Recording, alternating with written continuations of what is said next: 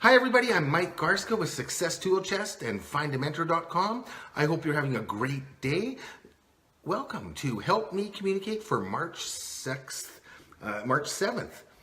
2018. Thank you for being here, where I help you become a better communicator. So if you're a leader at work, or you've got people on your team that you need to take to the next level, that's what we're going to talk about today. Do you have someone on your team that you want to perform at that higher level? Do you have someone on your team that has potential, but you just quite don't know how to bring it out of them? Do you have someone on your team that brings down the rest of the team? Or do you wonder how to get them motivated and inspired to perform?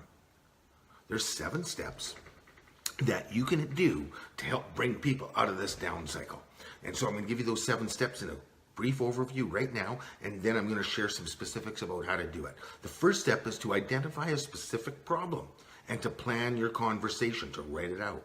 The second step is to book a time and actually have a conversation with the person. Make sure that there's enough time that you're not going to be interrupted. The third step is to ask them what they think needs to happen to take them to the next level. The fourth step is to agree on that process. To ask them how you can, in that third step, you also want to ask them what you can do to support them.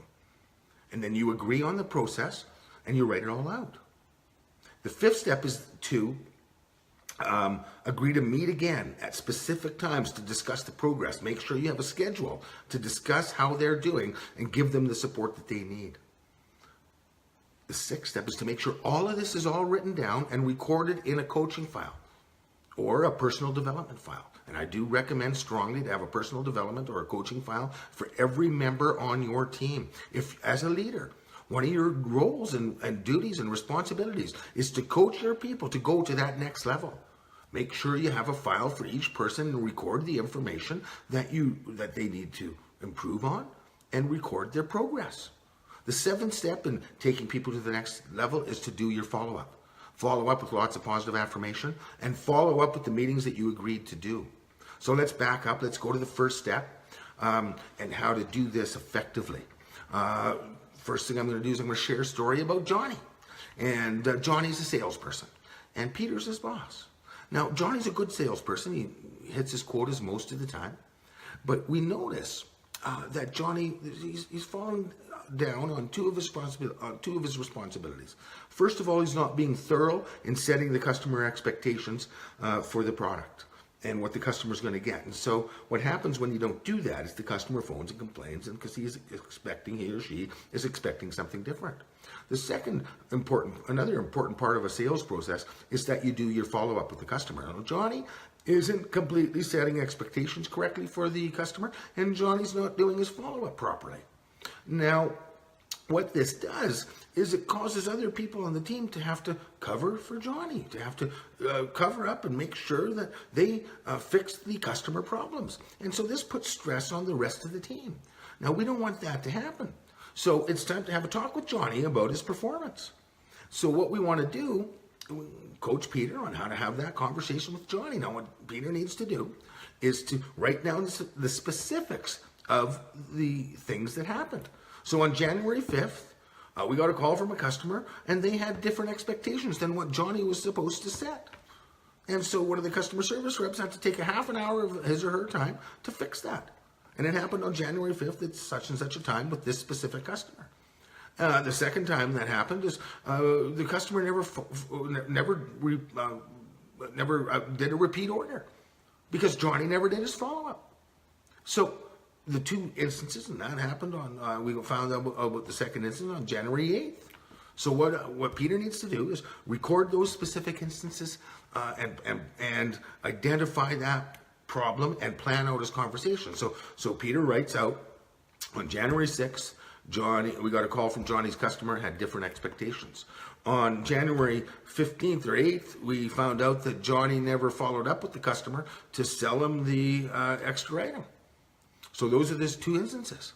Now, I want Peter to plan his conversation according to the human interaction process to make sure that we keep Johnny interested and involved and engaged. And so it's very important how we communicate this situation. So Peter writes out that on January 5th, Johnny didn't do this. On January 10th, Johnny didn't do this. Johnny, when this happened, Peter writes out what he thought when he heard this situation. When I heard that this happened, this is where my thought pattern went. This is how I felt. I felt frustrated, angry, concerned, unsure about where to go next. What I want to happen is I want Johnny to make sure that he sets expectations correctly and does his follow-up. So he writes that out. He shares his human interaction process, what he saw, what he witnessed, what his thoughts were about it, how he felt about that, and what he wants to come out. Now, as he's planning this conversation, he's got that section written out. Now, when we're coaching other people, when they've made a mistake, you've heard me talk about this before if you've watched some of our episodes, and I talk about giving negative feedback in a shit sandwich. So above the situation that happened, the specific situations, Peter writes out some good things that Johnny does. Johnny, you always hit your quotas for how many people to talk to in a day. The feedback we get from your customers is that you're a real nice guy and we like dealing with you. So you write out a couple of good things. But Johnny, on January 5th this happened, on January 6th this happened. When that happened, I had these thoughts. I felt this way and I want this to change. But Johnny, you're here on time every day. Really appreciate that. So if you notice, I put some good stuff that Johnny does at the end and I put it at the beginning and then I give him the negative stuff in between. So that's all planned out. That's stage one. Identify specific problems, write it all out, plan out your conversation, good stuff. The problems, using your human interaction process descriptions, what you witnessed, what you heard, what you've thought about it, how you felt about it, what you want to come out of it. And then more good stuff. That's our plan. So the second step then is to book a time for the meeting, for the conversation. And then you have the conversation. When you book the time, make sure that everybody knows that you can't be interrupted. Make sure you allow enough time. Allow at least an hour for this type of difficult conversation. Make sure that people know that and they don't interrupt you for that hour. Chances are you'll get it done a little bit quicker, but leave yourself at least an hour.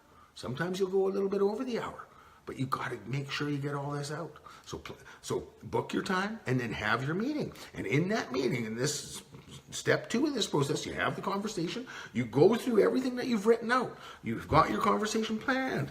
You read out the good stuff, the concerns, how you thought, felt, what you want, and then more good stuff.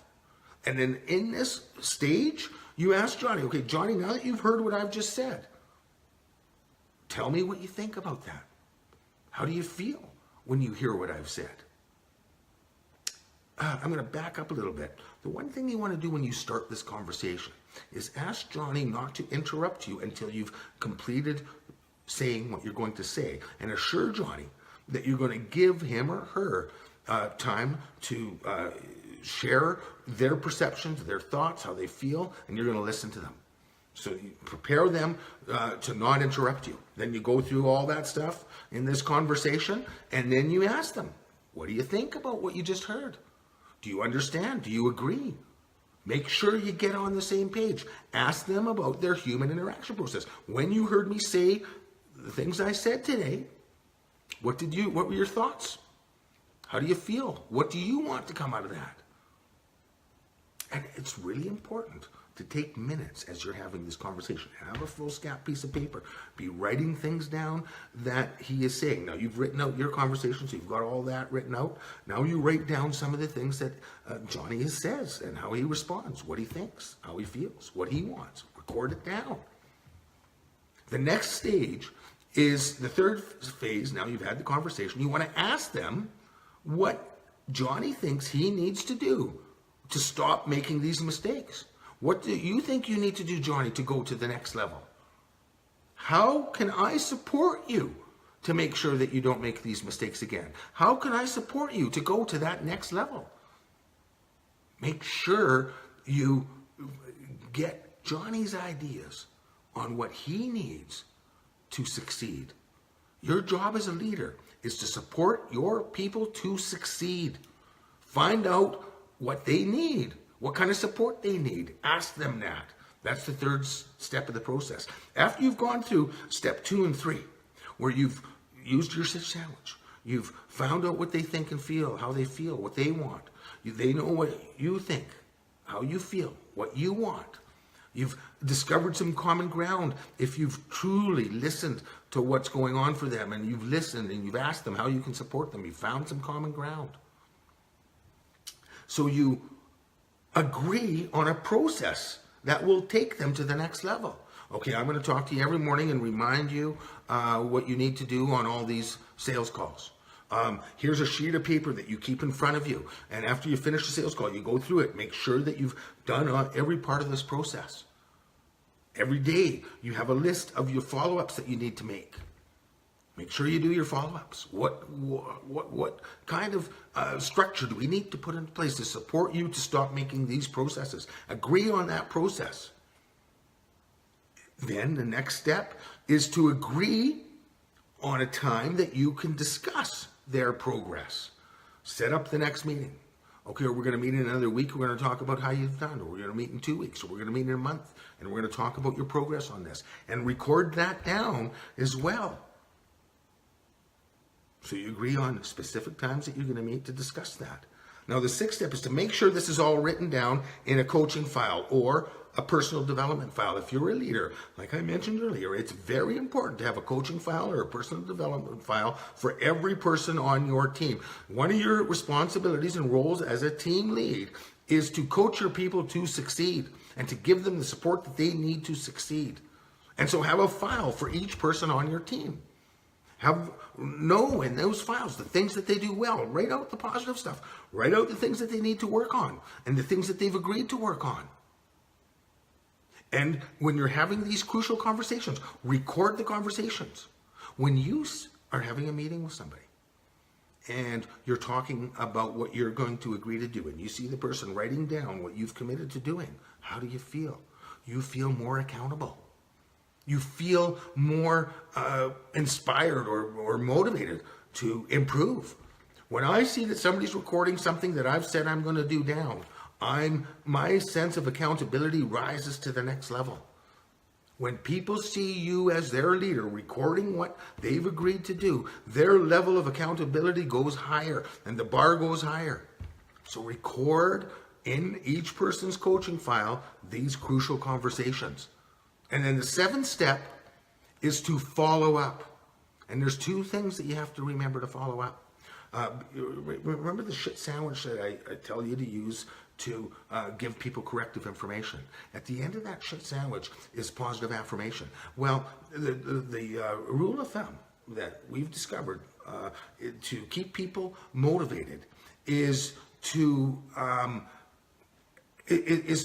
give them at least 5 or 6 positive affirmations to every negative one that you give them. So if you've corrected somebody, you've got to look for 4 or 5 opportunities to tell them where they're doing a good job over the next few days. So part of your follow-up is to notice when Johnny's doing a good job and give him a pat on the back. Hey, nice call, Johnny. Liked what you said to that guy. Hey, good job, Johnny. You followed up with this guy and we got another order. Hey, good job, Johnny. The customer's expectations were set perfectly. That's what you want to do, is give that positive affirmation back to Johnny. And if you have co-leaders on your team, sometimes as a manager, we're very busy and we don't have time to notice all the details of what each person on our team is doing. But if we have co-leaders or lead hand type people or senior people, ask them to help you with the positive affirmation. Ask them that when you see Johnny doing something good for the next 2 weeks, give him a pat on the back. He needs that right now. We've just corrected him on this and we want to get him to that next level. So use your team to give that positive follow-up affirmation. The second thing, second part of the follow-up, is to make sure you come through with that second meeting and you go over the progress on what you agreed to do that Johnny was going to improve. And that gives you an opportunity to either correct him, again, if you need to, but more than that, it gives you an opportunity to give him more pats on the back. And when you get pats on the back, when somebody tells you a good job, what happens for you? When somebody tells me I'm doing a good job, I want to do more. I want to do better. So make sure you do that follow-up meeting and give Johnny those pats on the back. They're so, so important. I'm going to give you another scenario that happened recently with a client of mine. Now, we're going to use Johnny and Peter again. Johnny's a construction superintendent, and Peter is a project manager.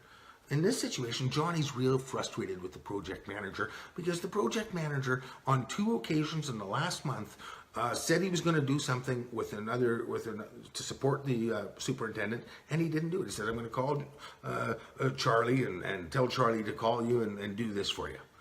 And then he said, and he didn't do it. 10 days later, Johnny phones Charlie and says, "Hey, Charlie, did Peter talk to you?" "No, Peter never talked to me." It's frustrating for Johnny because Peter was supposed to call Charlie and ask him to do this for Johnny. It happened the second time.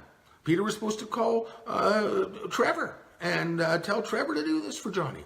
Well, Johnny phones Trevor up 7, 8 days later. "No, Peter never talked to me." So Johnny calls me and says, "I got a problem with Peter. I know he's kind of my boss, but he's not doing what he said he would do, and it makes it difficult for me to do my job." I said, "Okay, Johnny, let's plan your conversation. And you'll be in the office in a week from now. Set up a time to have this conversation with Peter." So, Johnny, write down the 2 specific instances. Okay? Write down what happened for you in those instances. So, when you didn't call, I felt embarrassed that I called and asked him and he hadn't heard about it. I felt frustrated and I never got what I wanted. You know, I think that you're a project manager, you're an engineer. I think your level of professionalism could come up a notch. Here's 2 instances where the level of professionalism wasn't high. So we planned all that out. I said, "Now, Johnny, make sure that you tell the positive things, put it in a shit sandwich. Tell Peter all the good things that he does to support you. Put it that at the beginning and at the end, and then have the conversation. And Johnny, make sure you tell Peter that you want to go through all this stuff, and then you'll give him a chance to say what he needs to say after he's heard it. So ask not to be interrupted, then give him a shit sandwich, good stuff, corrective, bad stuff, and then more good stuff. And then ask him what he thinks when he sees that. Ask him what you need to do to support him to make sure that he does what he's going to say. And ask him to take his professionalism to a next level." Conversation went really well. He went through this 7-step process. He recorded down. And Peter saw him record the stuff that happened. Now when Peter, even though he's his boss, sees that Johnny's recorded all this stuff, he gets concerned. He feels more accountable because he gets concerned that Johnny's going to go above Peter's head and say, "Hey, Mr. General Manager, you need to have a talk with Peter. He's not following through on his job duties." So when Peter sees that Johnny's got all this written out and he's organized and he's planned out his conversation, first of all, his level of respect for Johnny goes up. His level, his response and his accountability to Johnny goes up. And he's going to make sure that he rises his level of professionalism.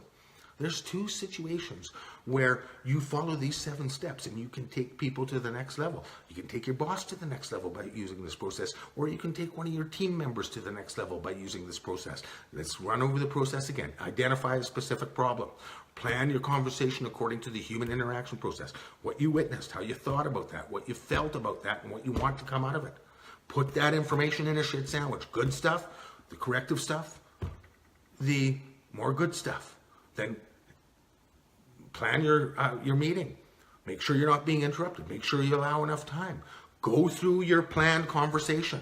Ask the person how they think, what they feel, and what they want to happen after they've heard what you just said. The 3rd step is say, "How can I support you? What are you going to do to make sure that this happens again? Doesn't happen again?" Then on the 4th step, you can agree on that process. How you're going to support them and what they're going to do to make sure it doesn't happen again. You're going to set a time as a 5th step to meet again to discuss this. And number 6 is you're going to write it all down. If it's with an employee or one of your subordinates, make sure you have your coaching file or your personal development file for that person, and they see that all this information is going in that. And the 7th step is to follow up. Follow up by giving more positive affirmation, and follow up by making sure you have that meeting. So that's your 7 steps to help take people to the next level with some respect. Remember to keep away from the labeling and name calling. Those are just general rules. Remember to use your active listening skills that we've talked about in different programs. Snap on, face the other person, open your body language, get a soft gaze, not staring, but just a soft gaze, make some eye contact, smile, keep a healthy distance between you, nod a little bit, actively listen. Make sure that they know that you hear them. So that's what you do to take people to the next level. I hope you enjoyed today's presentation on Help Me Communicate. Don't forget to like our page down here. All these videos, my whole Help Me Communicate series is posted at the Success Tool Chest blog. It's also posted on the Michael Garska YouTube channel, so you can go through. We're on week 24, I believe, right now. So it's 24 different episodes. Don't forget to like them. Don't forget to tell your friends. Remember that we have a great communications program at successtoolchest.com. For only $200, you can sign up to learn all the do's and all the don'ts, how to talk about emotions, how to talk about difficult situations. There's extra tips on how to coach people. There's extra tips on body language, on voice tone, on facial expression, all that stuff with our contact communications program to help you become a great communicator, because the better you are at communicating, the stronger leader you will be. Don't forget to sign up at findamentor.com and sign up as a mentor for that area of life that you're really good at and you can mentor somebody in, and sign up as a mentee for that area of life that you want some support in and some help in. We also give you the option to set up a mastermind team at findamentor.com for people that want to improve in the same area as you. There's 1,900 different categories in life and business and education and spirituality and life process where you can sign up as a mentor or a mentee. So check out findamentor.com. Check out successtoolchest.com. You can download the free human interaction process effective awareness tool at successtoolchest.com. It's the most important tool that you need to have to become a great communicator. So don't hesitate to sign up and get that free PDF or the free video on the HIP, the human interaction process, that key tool. I hope you enjoyed today's video. You go out and make it an awesome day. Be that great communicator. Listen to other people. Ask about them. People like when you shine the light on them. Go make it an awesome day. Bye for now. We'll see you next week for Help Me Communicate.